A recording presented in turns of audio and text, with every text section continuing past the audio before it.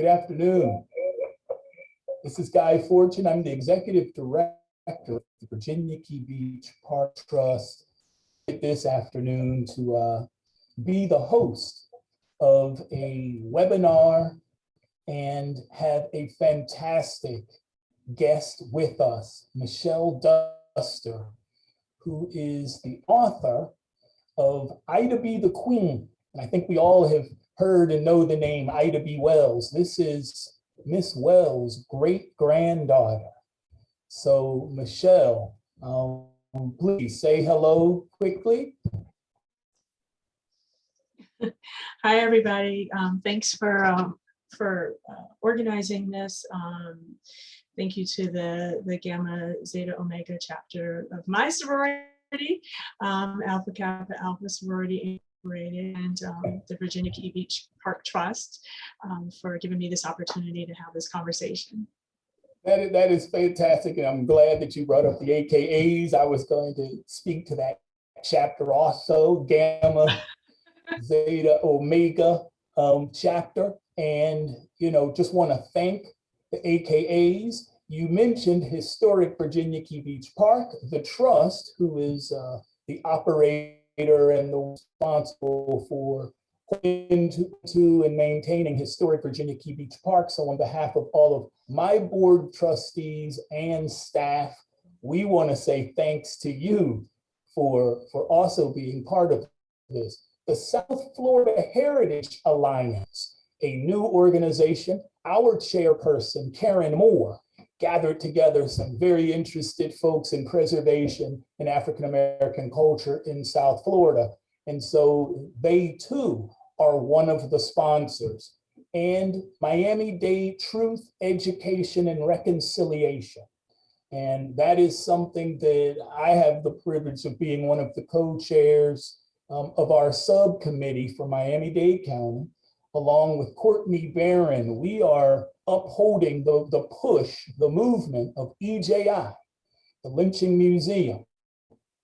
And so we are the entity in Miami-Dade County. Miami-Dade County has 3 lynchings recorded. And many people in South Florida really don't imagine that many lynchings took place all the way down in South Florida, because it is always a very diverse type of community. But shamefully, we do have 3 recorded lynchings, a history that really cannot be forgotten. We're bringing some greater attention to so that communities can reconcile some of those of the past. And with that, and it's so pertinent and direct, Ida B. Wells, and that we have the opportunity to speak to you, Michelle. Please just sort of guide us in, and I think we all know the motivation for your book, and I see it behind you, and I have mine. But please give us some of the motivations that made you initially write this book. Well, there are several motivations. I am born and raised in Chicago, which is where my great-grandmother lived for the last 35 years of her life, so over half of her life. As a result of all of the work that she did, in 1941, when a housing community was built, public housing community was built specifically for African Americans in the neighborhood where my great-grandmother lived. They were named after her, the Ida B. Wells homes. And they were very prominent and stood on the south side of Chicago for over 60 years. But then when they started to be torn down in order to make way for mixed income housing, I felt very strongly that her name needed to be remembered, and she herself needed to be remembered as more than the names of buildings, but as her, as a woman. And so I've been on this journey for almost 15 years now to push to create printed work. I mean, I've edited 2 other books with Ida's original writings, and then I felt that people needed to hear her story and also connect her life and work to what's happening currently, because there is a connection between the past and the present. So in my own way, I'm trying to help people not only remember my great-grandmother, but just remember the long history of struggle resistance, challenge, and fortitude of the African American experience in our country.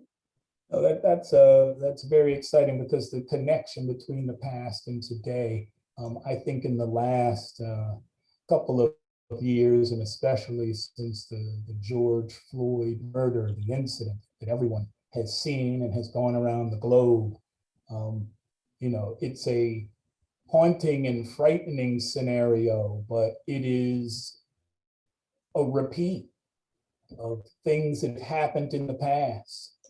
People, unfortunately, in a situation where standing by, having to witness something like that. And it does take us back 100, 200 years. And it does make you say, well, how much has changed? And there have always been fighters. There have always been people bringing great attention to it. Ida B. Wells is a name that I've heard just in American Black history. You hear it in school, your parents may speak of it. And my mom was very much a historian and involved in Black culture and Black history globally. So it names you hear for real detail. My education has really come on in the last month with the interest of having you on. And I watched some games, and was telling Karen Moore, who really brought this together,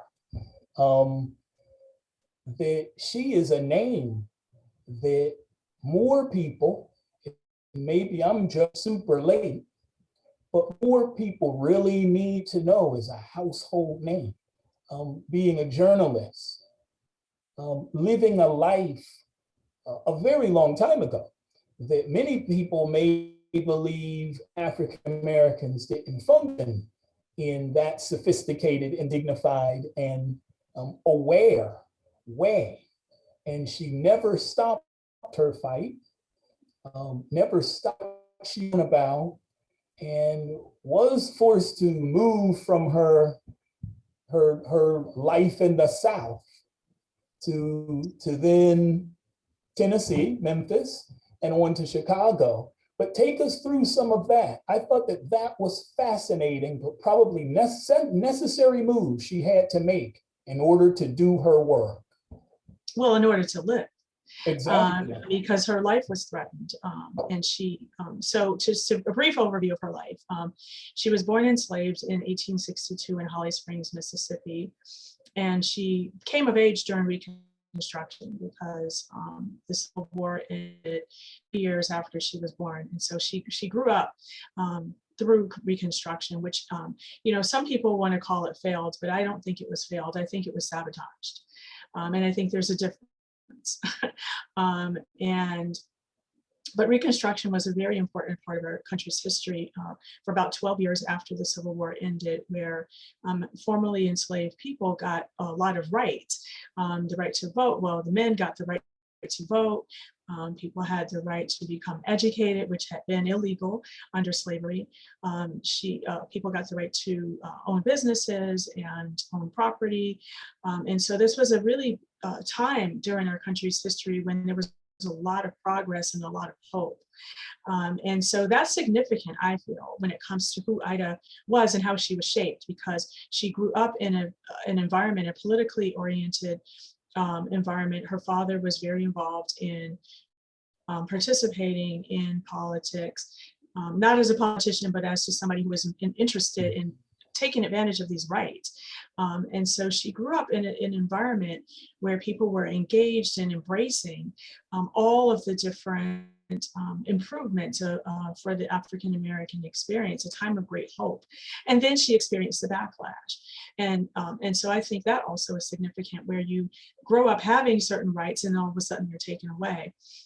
She became orphaned at the age of 16, which is also significant because her childhood ended early, and she at the time had the opportunity to help take care of her 5 remaining siblings, which is a huge responsibility for a 16-year-old.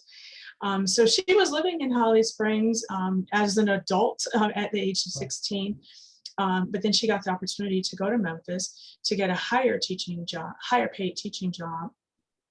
She was originally teaching in rural Mississippi. This is, I mean, we could go on forever, but this is just an overview. You have to try to imagine living in post-war America. So there was a lot of devastation, that she was living through. But when she got to Memphis, that was a big city for her, the belle of the South at the time. And so she was teaching, and she had her first incident when it came to what became civil rights activism for her, when she, at the age of 22, was told to leave the ladies' car in the Chesapeake, Ohio and Southwestern Railroad. She was commuting between Memphis and Woodstock, where she was working, and she was asked to leave the ladies' car on her way to work. Try to imagine, she's dressed, elegantly. She's a professional woman, and asked to leave the ladies' car to go to the colored car, which doubled as a smoking car. It was very offensive to her to be asked to do that. And she ultimately sued the railroad and initially won on the basis of the fact that the cars were separate and unequal. But then it was reversed. So in Memphis is where she got involved in journalism and civil rights activism. And her life was changed completely in 1892 when 3 of her friends were lynched. And this is very significant because lynching was definitely happening during her time. She wasn't unaware, but it was very unusual for it to happen in an urban setting. And so that just changed the whole trajectory of her life. And it ultimately led her to New York because she was speaking out about lynching. She started investigating other lynchings to find out how many other innocent people were being killed. It took her to overseas to speak about what was going on regarding lynching, to get international pressure to stop this mob violence. And then she ultimately settled in Chicago. So mostly there's sort of in my opinion, she was pushed, to some of the things that happened in her life because she had really no choice, in order to live, in order to survive. No, it's true. And when I watched a documentary on her, and then going through your book, and I love the timeline section that you have in your book. And you said something important there, imagine. And if you have to kind of imagine yourself at that time in America, and really what was America? You have this, hundreds of year period, more than 200 years of slavery in place. And then it ends. And like you said, freedoms are there, some rights are there, Black men are voting, a whole period that really in school and a lot of people don't really know occurred. Okay, they think in the 60s, later with Civil Rights Act and things like that. But I mean, Black people in Congress were in elected positions, and that got reversed as power could be seen that it was going to shift. I've always been interested in that because when you lay those things down also with census data, with what was the population of many of these places, you had a lot of locations that were strong majority Black, strong numbers of African Americans in those spaces. And so power could shift rapidly. And so a change was made rapidly. I think it really connects those dots for anyone who's thinking about, well, we're talking a lot now about slavery, enslaved people. We're talking a lot about when that ended, Jim Crow laws, what really was that, how that differed among different states. And I think her story just really, there's the one continuum of fairness and a great focus on, yes, stopping lynching, because that terror that terrorizing function was something to keep people of color in place. You grew up in Chicago, yes? So, Yes, born and raised in so Chicago. when did you know, and I guess things were spoken about all the time of her, but when did you really personally know that your great-grandmother was the figure that she is and made the impact that she has? When did you know that personally, and what did it do to you? I always knew that I was related to Ida B. Wells. She is part of my family. You know, presented to me, or I learned about her the same way I learned about all of my other family members. You know, you just how your parents are. This is your grandmother. This is your great grandmother. This, you know, so she is my great grandmother. To Yes. help people understand how I'm related, Ida B. Wells was, like I said, born in Mississippi. She got married in Chicago to Ferdinand Barnett. So then she hyphenated her name to Ida B. Wells Barnett. They had 4 children together, and their youngest daughter was Elfrida Barnett. And Elfrida got married to a man with a Benjamin Duster. And that's how I end up having the name Duster, because I'm the child of my grandmother's son. And so, you know, this is what happens with women, where, you know, the names change, but that's how I'm related to her. And so I always knew that I was related. My grandmother was very involved in my life. My grandma, I grew up with her, so that was her mother. And so, I mean, a lot of people, you know, you hear about your grandparents from your great grandparents from your grandparents, right? So I'm no different than most people when it comes to knowing who your family is. Because of my great grandmother's work and the life that she lived, I knew that I was related to her, and I knew as a young child that she was a journalist. She, you know, the way that I was told about it was, I think, in a way that children can comprehend.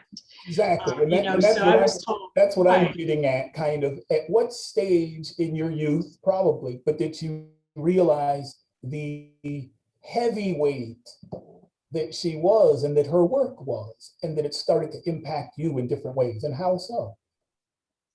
I knew that she was a journalist, and I knew that she was that she fought for civil rights. I did not know the extent of the danger that she faced, and the extent of the brutal violence that was inflicted on us as a people. I mean, I knew that lynchings took place, and I knew that they were hangings, but I did not until I was in my 20s when I actually worked on a documentary film about my great grandmother, the first documentary film that was made in 1988, believe it or not. And that is when, as a young adult, for me, that's when I realized just the brutality of lynching. Because I was working on this film, I was doing photo research. And so I was looking at hundreds of photos of lynchings where people were burned alive, their limbs were cut off, their bones were you know, sold off as souvenirs, their teeth were knocked out. I mean, these are the kind, it was torture. The other thing that I realized when I was doing this research was the public spectacle that was often associated with these lynchings, where people would literally advertise that somebody was going to be lynched today, and come, you know, with your whole family. And actually, you know, newspapers were complicit in this, as well as train companies, because a lot of the train companies would give discounted rates or have special, you know, special ways that people could go to watch the lynching, watch the person burn. And so even when I was working on this book 30 years after the film, I was still appalled at just the incredible level of violence. And I was sheltered from that as a child. I mean, that's very traumatizing to hear about people's ears being cut off. And I mean, just unbelievable amounts of violence. And that it was being, you know, conducted almost for entertainment. And that's what's very striking about all of this. And, you know, I mean, what's happening today in 2021, with all of this backlash against critical race theory and, this effort to not teach these realities, it's sad, but it's not shocking, because I understand why people don't want other people to know this is what your great grandparents did. Exactly. This is what some of the people who are probably resisting this today are related to some of the people who actually engaged in this kind of incredible amount of violence. So there's this effort to, like everything was fine, and no, it was not fine. And we have to all be vigilant to make sure that we cannot forget this history, this reality of our country. It was absolute mob rule and lawlessness, and with impunity. Nobody was ever punished. Exactly. For thousands and thousands of people getting killed. No, very, very much so. In some of the Miami-Dade, what we call Miami-Dade tier, truth, education, and reconciliation. I mean, that comes forward, and it's an effort really for everyone to reconcile, to find a way to, at some level, own up for those horrors. There's a population and community here in our country that at whatever level needs to own up to the fact that those horrendous things happen. And, and it's not to separate our nation, but I think we all know that until you can get closure, confirmation of certain things that have occurred, for justice, for fairness, for understanding, these things can't be forgotten. And so a lot is owed. I think there's a high level of miseducation among people who don't look like us. They are literally told lies. And so, like you said, I mean, you can't solve a problem that you don't even acknowledge. And so there's a high level of lack of acknowledgement. And in fact, erasing, I mean, absolute, concerted effort to erase or minimize, what really happened. So then it comes across like we're just making stuff up. Mm-hmm. We're not making anything up. We're just telling the truth. Yeah, and it was just the issue of truth, and the critical race theory issue is it's gaining ground, and just the fact that the debate is on has educated a lot of people, Black and white, to the cover-up theories. A lot of people just lived their lives and did not really think about the systemic issues here and ways to cover that. I think also for Anglo, Americans, a lot were not sharing it with their kids. Some were, because you can see them in the photos at lynchings, young children, and there's a trauma there that is continuing today. But for the most part, a lot had no idea of it. Their parents or grandparents weren't giving them graphic details of what they did last night. And so there is, not just a denial, but also a no acknowledgement, and so there's a lot of education to take place. And so this critical race theory issue, to try to suppress even discussion or education of truths is a bit disturbing. I'm sorry. I mean, I just want to say, like, one of the things that my great grandmother was doing, which, is kind of the struggle that's going on today, is she was countering false narratives. Because at the time that she was living, the narrative that was being told in order to justify this brutality was, that Black men are dangerous and they're violating white women. And so there was this criminality, that was being placed on us as a people. And yeah, kind of sounds familiar today, right? Yes, indeed. And so that's how people, I guess, justified it in their head, that this is okay to murder people in this way because they are beasts. They are not, they dehumanized us. And so you're making the world safe for white women. to feel free to walk around because these dangerous people are being punished. And so what she did was say, no, that's not what's really going on. And so she investigated lynching after lynching after lynching, and found many times, actually most of the time, there was either no crime committed at all, or if there were liaisons happening between Black men and white women, which is what was being criminalized, most of the time they were consensual relationships, and the woman would cry, foul after they were discovered. But I mean, it was not, involuntary at all. And then if there were a crime committed, most of the time it was very minor, like stealing off of bread, or sometimes they were scapegoated. So maybe there was a crime committed, but then it's like find the closest Black person you can to take the fall for the crime. So what she did was called data journalism, where she chronicled names, dates, locations, and circumstances and reasons of every single, one of the lynchings that she could investigate. And to me, that's the same thing as kind of what's happening today of the say her name or say the name. I mean, she was naming people. So they're not just statistics. These are actual people. And she did this over and over again. And she was a prolific writer. And she luckily wrote several pamphlets also on different, not just lynchings, but also riots that took place in East St. Louis, Illinois, and Elaine, Arkansas.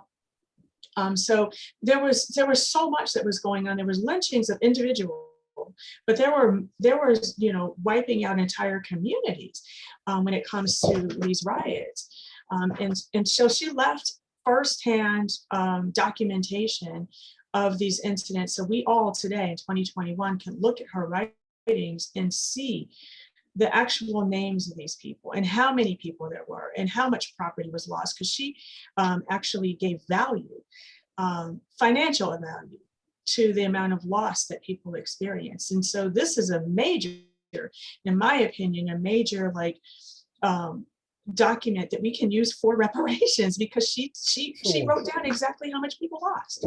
Sure. I mean, and I've been looking, we're starting to get quite a bit of questions here. And so one of them was she ever jailed for her position? She was never actually jailed. Nope. What are your thoughts on whether or not elementary age school kids should be taught about Ida B. Wells and the anti-lynching? This is my attitude. If people are old enough to experience this trauma, then people are old enough to learn about it. Children experience this kind of trauma. And so to me, to say, well, somebody's too young to learn about it, then why are you not upset about somebody experiencing it? There are ways that you can talk about these things so that it's obviously not traumatizing. You don't want to give people nightmares. Exactly. Right. But I mean, I wrote a children's book, a children's picture book about Ida that will come out next year. So clearly, this is a topic that publishers feel, small children can learn about. It just has to be talked about in a certain way, depending on the audience. Right. Expand on, and again, some of our questions here, expand on kind of the relationship that young people today sort of owe to this process. I think we saw a lot of youthful participation in some of the protests that took place following George Floyd's murder. How do you see that tying into your great-grandmother's work and anti-lynching? Well, one of the things that I did in my book was not just tell Ida's story, because, at this point, fortunately, there are a lot of sources for people to learn about my great-grandmother's life. And so I wasn't trying to reinvent the wheel. What I was trying to do was help people understand the human side of Ida, not just the resume side, but the human side of her, and also how her life work fits into our 400-year experience in this country. So people came before Ida that influenced her. She did not grow up by herself. She grew up in a community. And I think it's important for people to realize that community shapes people and influences who people become. And then that person, influences the next, community. So she still is relevant, and the work that she did was relevant today, and has been carried on. And so I highlighted several people and organizations in my book that I think are carrying on her legacy in multiple ways. I mean, her legacy, as far as she was involved in the suffrage movement, which was fighting for the right for women to vote. And so what we're dealing with now with Stacey Abrams and other activists, like we're dealing with voting rights. And so to me, that what several of these people are doing is in the tradition of what my great grandmother was doing. And then you have, obviously she was a journalist, and so, and to me, taking control of the narrative, because the narrative told, our experience told by other people tends to not be necessarily the full breadth of our experience. It tends to be skewed negative, with few exceptions. And so we need to take control of our own stories, and from our own perspective. And that's what she was doing. And that's what many people are doing today. I just highlighted a few people, like John Johnson, who started Johnson Publishing Company, that created Ebony and Jet Magazine, and several other publications.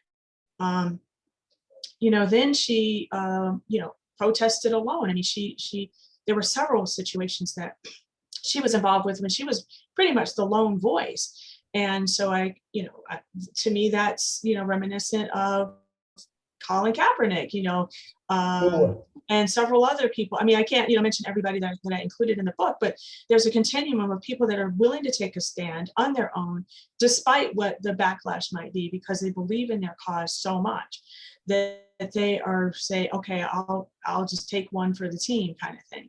I mean, Kamala Harris to me is, a product of what my great grandmother fought for when it comes to women's empowerment in political spaces. Kamala is absolutely, and she admits it herself, she is standing on shoulders of these women of my great grandmother's generation who were in the trenches fighting for women to have the right to vote, and fighting for Black people to have some ownership in our own destiny. So this is a continuum. It's a fantastic story of, when you talk about standing on shoulders, that's said a lot, and in when older people tell me those things, I understand that I too stand on shoulders. Her involvement in the women's suffrage and women voting was pretty extraordinary when you talk about her sort of going alone, but also wanting the equality, wanting to be represented as a full human, full humanity as you go forward in these things. Not the back seat, but you can come along. But we will present our case together. There were a couple questions here. One of them, a quick, simple one, and then the other one's going to be a bit of a curveball for you. The first one was just, when was the book written? When did you finish it? I started writing the book in 2019. So I worked on it for about a year and a half or so, and then there's the whole editing process, which it's like when you ask a writer how long it took to write versus like how long it took to think about the book, it's almost a difficult question.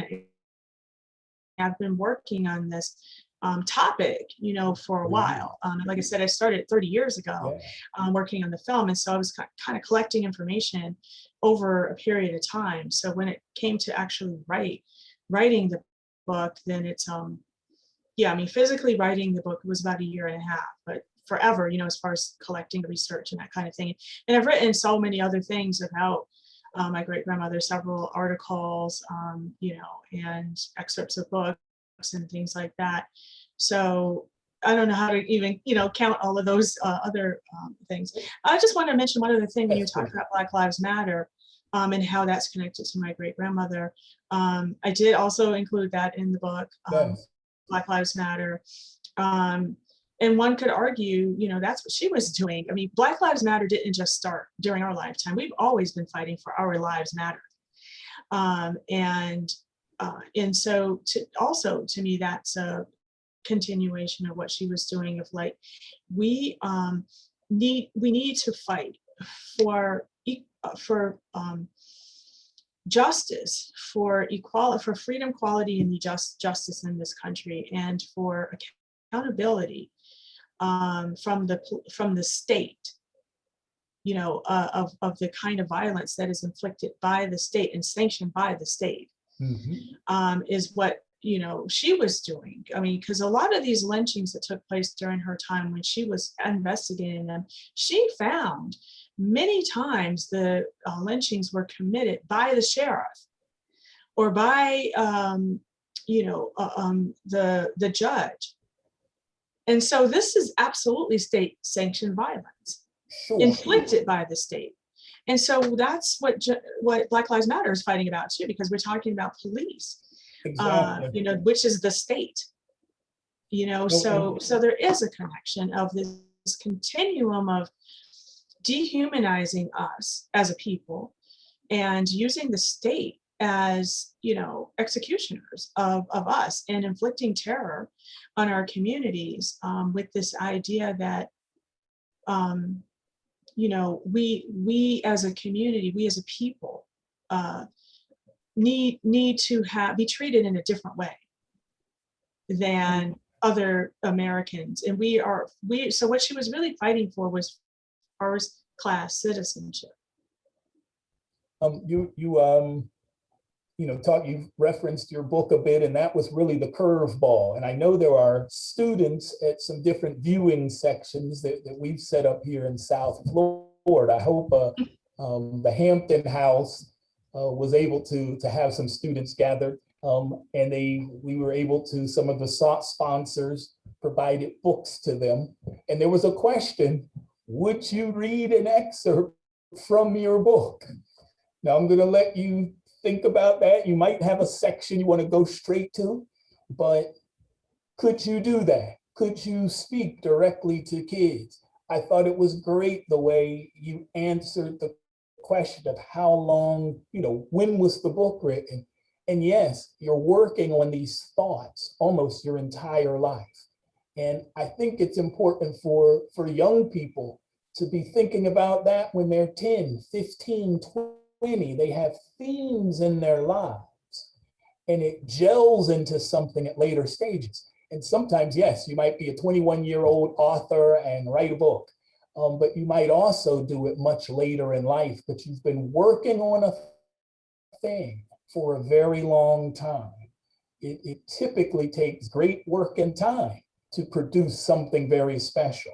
So this idea that it happened yesterday, and as you talk about Black Lives Matter, it's been brewing, living, operating. There have always been those fighting for their humanity, equality, justice, and people on both sides understanding that importance and participating and helping as they could.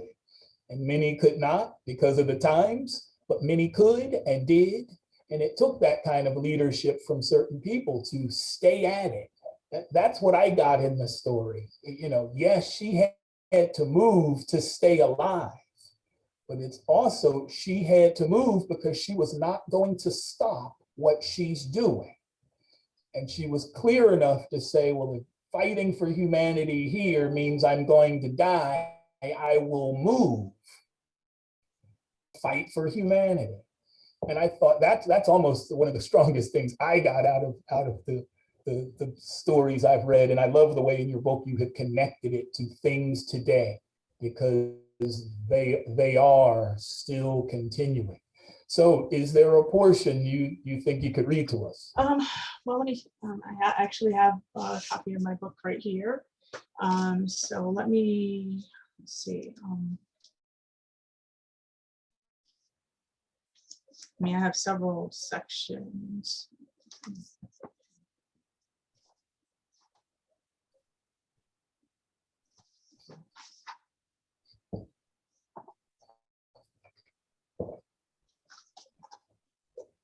wasn't ready for this, so. I know, I said it was a curveball. We Yeah. have some time. I could come back to it if you want to think about it some more. We're getting quite a few questions.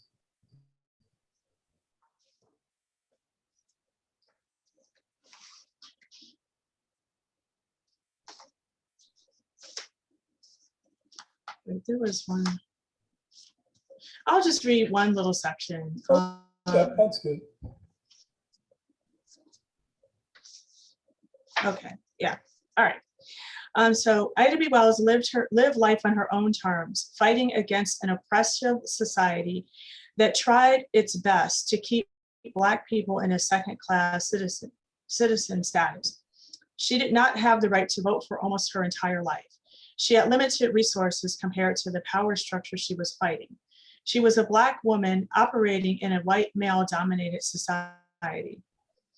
So she used the only tool she had, her voice. She spoke up against lynching. She spoke up against segregation. She spoke up against a government that was willing to kill its own soldiers. She organized and marched for the right of women to vote and to have roles in the leadership of the country. Wherever Ida saw a need to fight for equality, she was on it. In doing this, she endured criticism, financial hardship, terrorism, threats, and enormous loss. Yet she kept on speaking out in order to help the country be all it's promised to be. She had a remarkable level of internal fortitude, the courage to speak the truth, and the boldness to challenge systems and social norms that were unjust and limiting. A woman who was born into slavery went on to take on an entire country and more. She spoke across the United Kingdom in addition to the United States. She spoke with presidents, governors, mayors, and other civil rights activists, women's organizations, as well as those who had no home or places to eat. She was uncompromising in her belief of what was right and wrong, and believed in herself enough to speak up for what was right.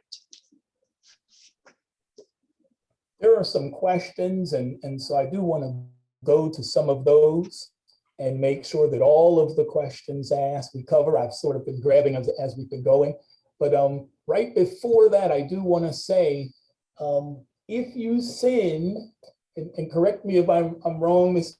Duster, but if you send a selfie of yourself with the book, take a selfie, send it into the chat or into Virginia Key Beach Park Trust, and that individual with their book has the opportunity to get a book plate with your signature, with autographed by you to include in their book.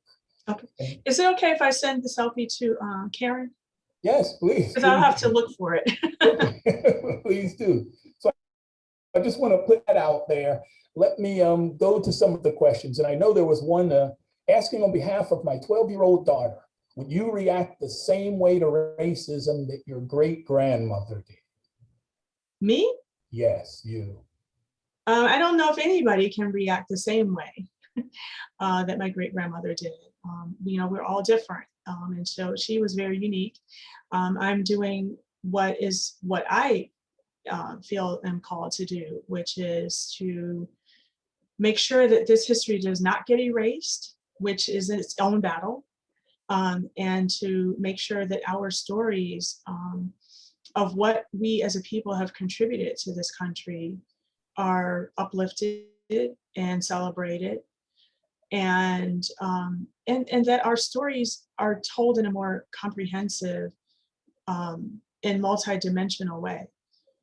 So that's my focus. Understood. Here's another question. Where did she get the hope from? Where did she get the faith from that things would change?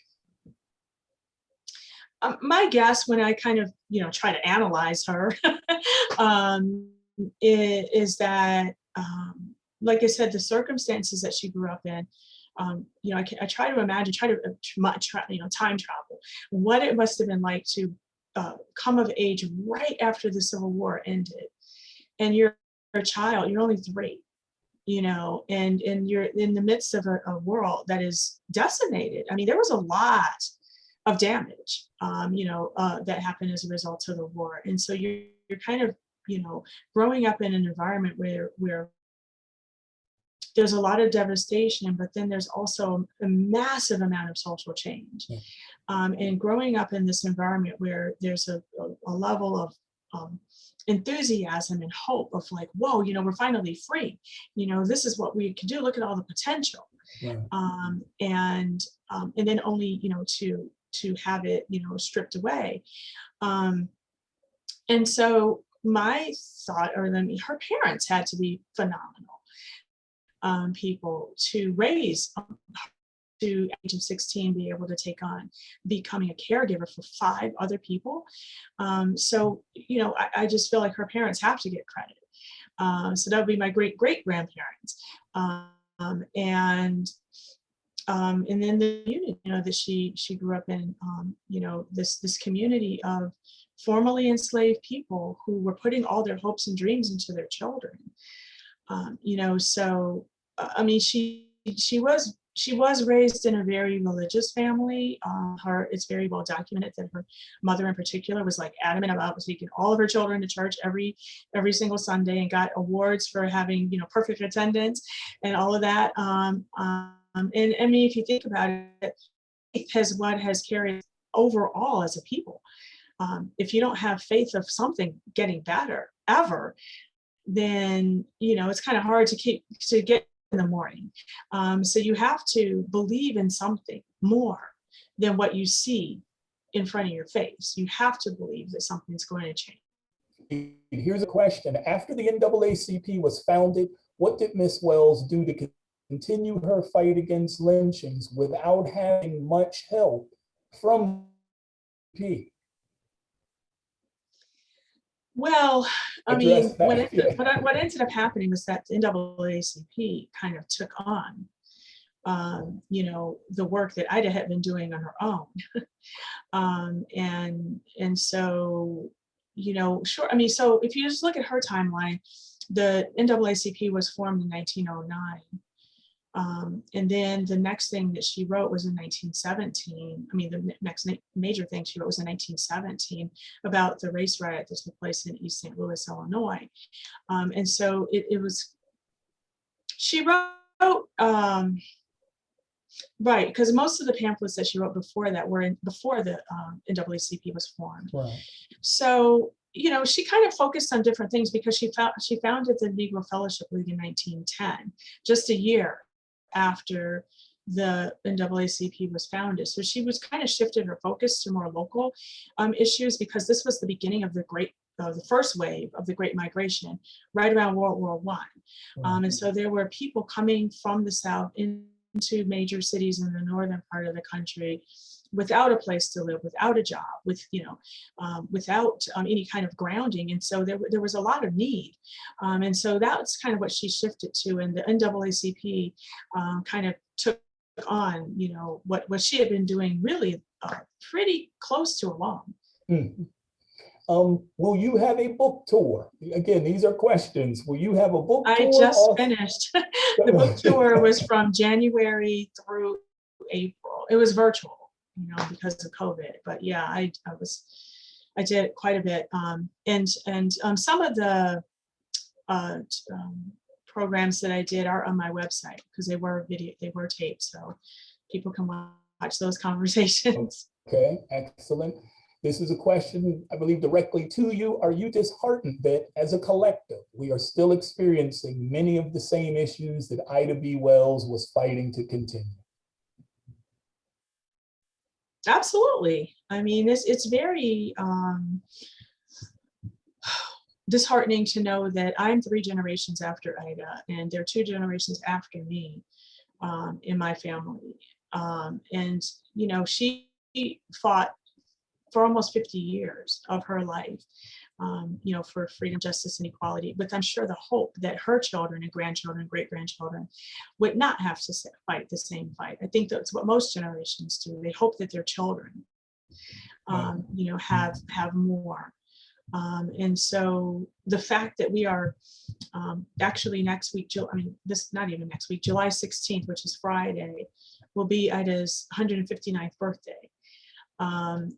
And so here we are 159, almost 160 years after she was born, still fighting, for some of the same things that she and her contemporaries were fighting for. So, I feel like this country has, for us, 3 steps forward, 2 steps back kind of, pattern. I appreciate and I acknowledge the fact that I, Michelle, had opportunities that were never available to not even my mother's generation, as a woman, because I had the opportunity to go to an Ivy League school, which was definitely not available to my mother's generation. So we're not even talking 3 generations ago, we're talking 1 generation ago, because all male. Dartmouth College, where I attended, was all male until 1972. So this is absolutely in our lifetime. And so I was among the first wave of women to attend that school. So even I, am experiencing in some ways, trailblazing, but I would have never had that opportunity if, the work that my great-grandmother and so many others didn't do to make that opportunity available, to make these, just have the right to be able to go to that type of school, to work in some of the jobs that I've had. These are things that I'm sure my great-grandparents could only dream of. But at the same time, like I said, some of my cousins, I'm going to call them out, some of my cousins are grandparents. And so their children, their grandchildren, still have to get the talk, so that they can live through a police stop whenever they might be driving. So this is, it's unfortunate, but we still have to just stay hopeful and we also have to realize that most progress does not happen without struggle. People aren't just going to open the door and let us all walk in and just they're going to lay down and be welcome at. No, it's like going to fight. So we should anticipate the fight. What can you tell us about the views about Ida's views on Booker T. Washington and his position on racial violence, as well as her work with the NAACP and their work on anti-lynching? Well, Booker T. Washington and my great-grandmother were contemporaries. He was a few years younger than her. So what they had in common was that they were both born enslaved in the South. And they agreed on the problems. They did not agree on the solutions. And so, and that's not unusual. Because we can look at people today, right, we agree that there's, racial injustice, right? But then it's like, well, some people believe, well, we need to form our own everything. And then some people believe, well, we're going to fight to, make sure that everything is desegregated. And, so I think, I hear a lot of people, who's, in my opinion, sort of glamorize the past as like we were all just one, group of people that all were in total agreement with each other. And we were locked up, in solidarity. And now today we're a mess, because we can't agree on any, things. And I'm like, no, it was just as crazy then as it is now. And so I just think that's just how it is, where you're not always going to agree on how to solve the problems, even though you might agree on what the problem is. Ida B. Wells stated in her autobiography that diligence is the price we pay for democracy. Please expand on this in relation to current events, in particular, and I think we took part of this, how youth play a role in this process. I guess the fight for? Well, one thing, I mean, I think, okay, when you asked me earlier, when did I become aware of the extent of the work my great-grandmother did? A lot of it was when I was when I hit the same age that she was when she sued the Chesapeake, Ohio and Southwestern Railroad. She was 21 when she first entangled with them, and 22 when she filed the lawsuit. So when I would had graduated from college by that time, by when I was around that same age, and starting on my career very early, right out of college, right? And that's when I was like, whoa, she was really young. Because I couldn't imagine taking on what she did when I was 21. I could not imagine taking on what she did at 21. And so I think people need to realize that she was young when she started on this journey of fighting for first-class citizenship, fighting for, integration and dignity and respect. And so, and there are many examples when you look at some of our heroes, right? I mean, I think a lot of people forget how young they were.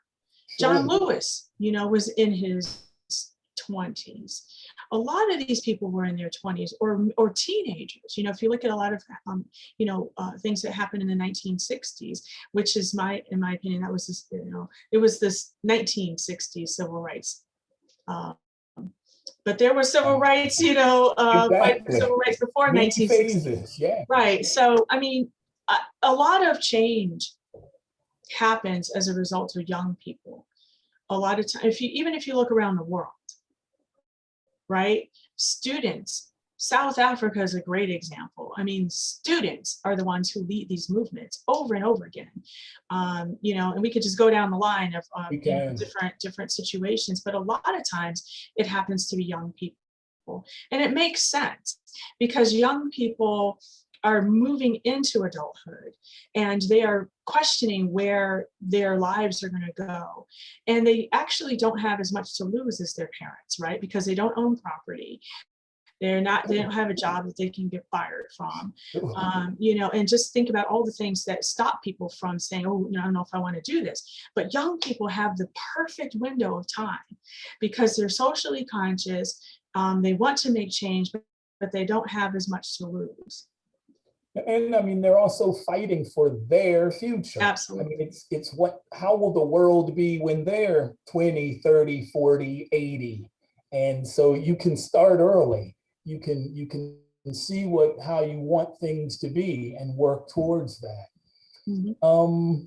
Here's a question. How many monuments are there in honor of Ida B. Wells? One. There is one. Okay. And we just unveiled it last week. I'm sorry?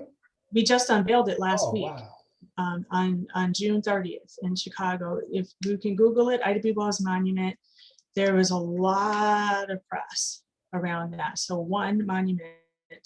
There will be a statue unveiled in Memphis next week, next Friday, July 16th, which is her birthday. So that'll be a statue. What we created, and I worked on this committee for 13 years to make happen in Chicago since 2000. So that might have been longer than some of the people who were watching this conversation. Which that gives you perspective. If I worked on this project as long as you've been alive, then that gives you perspective of how much work it takes to get these kind of things done. But what we created in Chicago is a monument because it's a piece of sculpture that is abstract and interpretive, and it has some images of Ida. What will be unveiled, and you all take a car and take a road trip to Memphis, the statue will be unveiled on Friday, July 16th at 11 a.m. on the corners of Beale Street and 4th Street in Memphis. And that'll be a statue, and they're going to create an Ida B. Wells Plaza. And so that's what it exists in public spaces in tribute to Ida. There's also another project in the works, which is, actually two projects that are more focused on suffrage movement, and she will be included on two different pieces. One will be in Memphis and one will be in Washington, D.C. About many more of her works, where is the best place to really take a look at a collection of her writings, works, pamphlets, and whatnot? Is that all online? Some of it is online. Some of it is digitized. And I mean, I created 2 books that include her original writings.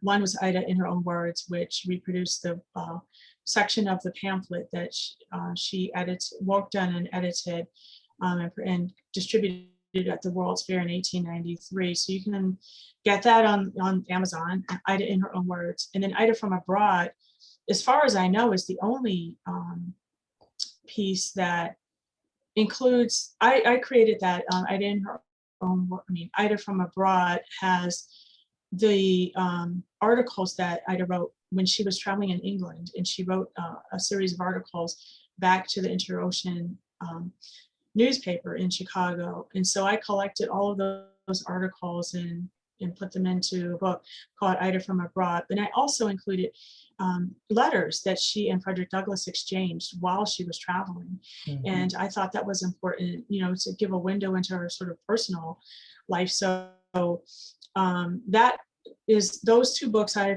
collected and compiled. There is a book by Mia Bay. I can't remember the title of it, but it's Mia Bay, M-I-A is her first name, and B-A-Y is her last name. She collected, as far as I know, almost all of the writings of Ida. But those are her public, my work includes the letters as well. Right. So, but there you can find her work. A lot of it, a lot of work has been digitized now. And in my book, I list all of her pamphlets that she wrote. So you can just look in the timeline in my book and just Google the names of those, and you can try to find the original. Someone just wrote in, it's not in question and answer, but it says Ida, A Sword Among Lions by. Right, that is a biography that was written by Paula Giddings. It's an 800-page biography of Ida. So it's the most comprehensive biography that will probably ever be written about Ida. And Paula worked very closely with our family, specifically my father and one of my uncles, on that book. So that will be, out of all of the books that will more than likely ever be created, because my father is deceased now, and so is my uncle. So, so Paula is the only writer who will ever have that access, to my father's generation's perspective and input into the work. I'm glad that you brought up some of your other family members, because one of the other, and really one of the last questions here is, in what ways has your family continued the work that your great-grandmother started? And so that is, that really shows the family engaged in these types of issues, how it is, the fruit from that tree continuing on out in different ways. Highlight some more there, if you could. Well, my family has been involved in making sure this country does not forget my great-grandmother. And so there are 2 different things. One is continuing to educate, people about her. Because, we all know that we will be absolutely erased if we don't fight to be seen and heard. Sure. And so it started with my grandmother, her youngest child, who edited her autobiography and got it published almost 40 years after Ida passed away. So that was the beginning of our family, just, working to make sure that people didn't forget. Then the next thing, my father's generation founded the Ida B. Wells Memorial Foundation in order to support different projects and individual people who are doing work to help people remember. So that, again, like I mentioned, we definitely supported Paula Giddings in her long process of getting her book done. There's also an Ida B. Wells Barnett Museum in Holly Springs, Mississippi, which is separate from our family, but we provide a lot of support to the executive director. That museum is the house that that was the house that her parents worked in. The physical house that is there is where, if you ever go to that museum, you are standing on the ground where Ida was born and where her parents were enslaved. And where is that again? In Holly Springs, Now, Mississippi. what is that near in Mississippi? I don't know Mississippi well, so what is that? It's not that far from Oxford, which is where the University of Okay. Mississippi is. Sure, okay. Or if you've ever heard of the Hellier or Olive Branch, but it's actually only about 40 minutes away from Memphis. Okay. So it's a really short drive from Memphis, and that gives you perspective of, her life too. Ooh, Yes. But so my father's generation created the Ida B. Wells Memorial Foundation. And in my generation, I'm writing these books and working on these different projects. And my brother and I do a lot of speaking, to groups about her. And then I have a cousin who's a generation after me who wrote a play about Ida called A Lady's Car. So that's what we've done as far as my great grandmother's legacy. But as far as our own lives, we all work in a variety of different professions, which is, like you mentioned, it could be considered fruit of her labor, because everybody in our family has a college degree. Every single last, 100%. And I think that's something to be celebrated. For African Americans, we are the fourth, because Ida did attend college. So we're the fourth generation of African Americans with college degrees. My great grandfather, Ida's husband, was an attorney. He had his own law practice. He owned his own newspaper. Yeah. So we have multiple generations in our family of college educated professional people. And to me, that's a strong legacy that you hardly ever hear about, when it comes to us as a people, right? And so, this is what we're doing, working in a lot of different professions.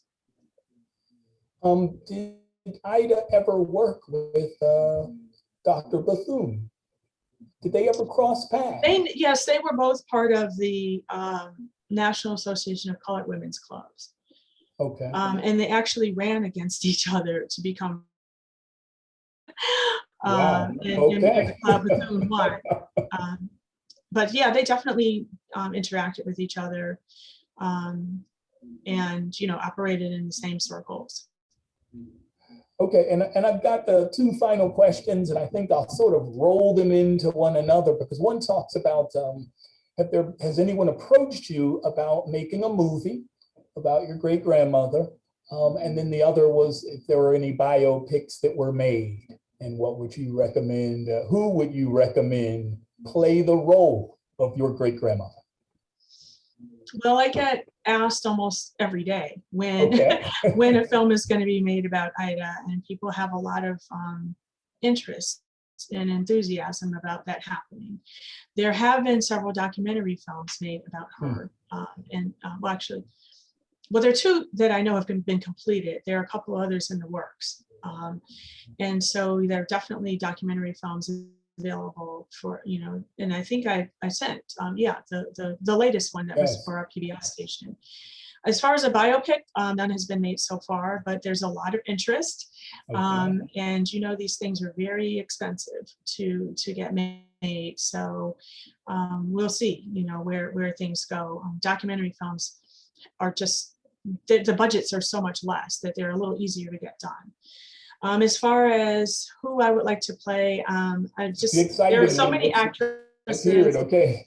there are a lot of talented, actors, actresses who could play her, I'm sure. And then I guess it would depend on what part of her life would be focused on, as far as, what age or, even how she looks would matter. So we would just see, how these things go. Okay. All right. I think at this time, I just want to speak to and thank all of the sponsors who were engaged in this, and of course the Virginia Key Beach Park Trust. But let me, if I can, share just a little screen here, because there is a piece that our AKAs want to make sure is engaged in all of this. And let me start with this slideshow. And of course, the Virginia Key Beach Park Trust And I thank all of my trustees for the work that they do. This is a fascinating project in Miami, Florida, the colored only beach during segregation, and the way the community came together and made sure that this property and its stories were maintained. And it is now a reopened historic beach park on the National Register, State Heritage Trail, and the City of Miami's historic environmental and preservation list. We get more than 100,000 visitors to this property each year. And if you could imagine, and we're really finishing our 75th year of existence, but imagine that the 26th park was closed to the public. And before developers could really make a move on it, the community stepped in and made sure that it was kept for public use and that the stories and histories of this place remain. We ultimately will be building an interpretive center, a museum on the property, but it is a living museum today that we reopened to the public in 2008. The South Florida Heritage Alliance, again, a new organization, but very excited about being a sponsor to your participation in this talk. And what we look to do is, one, help existing facilities expand their capacity and ability to tell stories, to maintain African-American culture and history, the African diaspora, in the many ways that it can continue to be told and move across the South Florida region.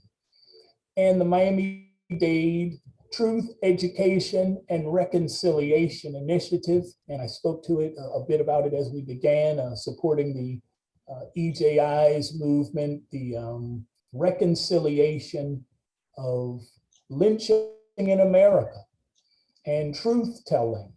And how do you bring communities together to reconcile that in a way that is healing and builds relationships in communities?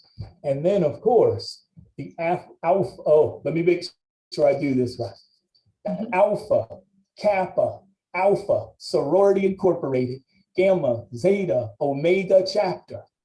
And that slide that you see there, please grab your cell phones, grab your smartphones, and that QR code that you see there, click on it now. I'm going to leave this up for just a little bit as I speak. Make sure you click on it now because it will take you to a survey about this webinar we had today. So please, everyone now, I'm going to do a little 10 count. Grab your phones, get your QR code scanner, and scan that QR code right there below the AKA logo. You've got 7 more seconds to do it, and you will be taken to a survey, and we look forward to your responses to that. And so again, I just want to thank the 4 entities that came together for this, the Ida B. the Queen conversation with the author, Michelle Duster. We thank you, we appreciate you.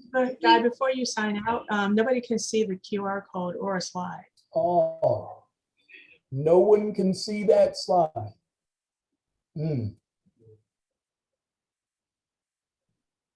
I'm sorry, I'm not sure in any other way we could put that up. It is on the slide. Oh, so you have share screen. I'm sorry? Are you seeing it on your end? Yes, indeed. It's one of the slides for everyone to click on where you'll be. Try sharing your screen again, please. I'm sorry? Just try to share your screen again. It is up. Is it visible?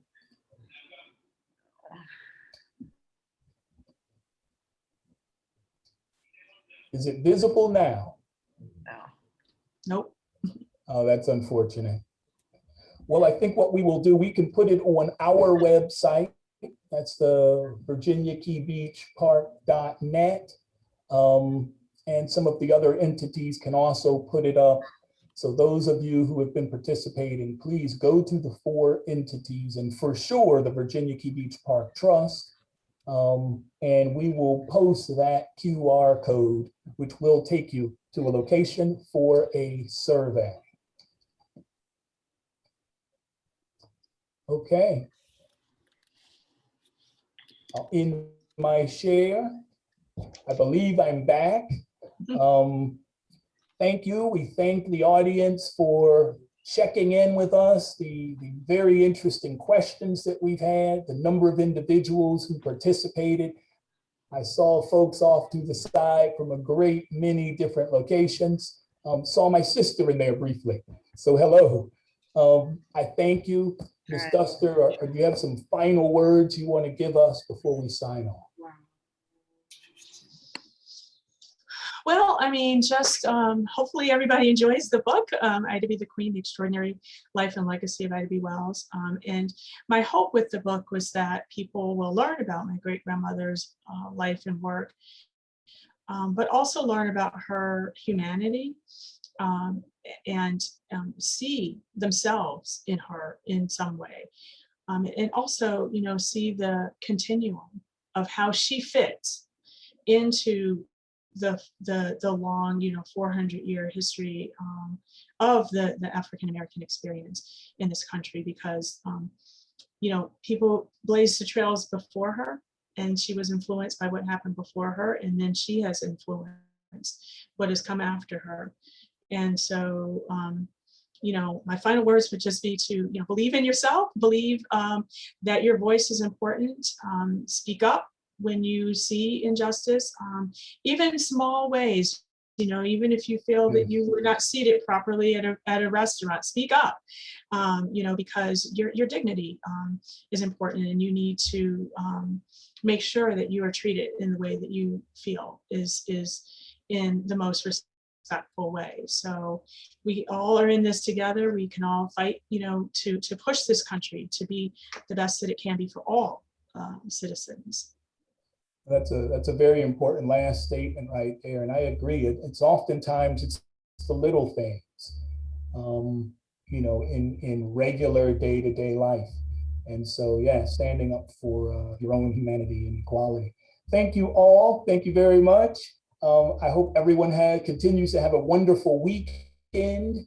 And again, I'm Guy Forchion, Executive Director of the Virginia Key Beach Park Trust here in Miami.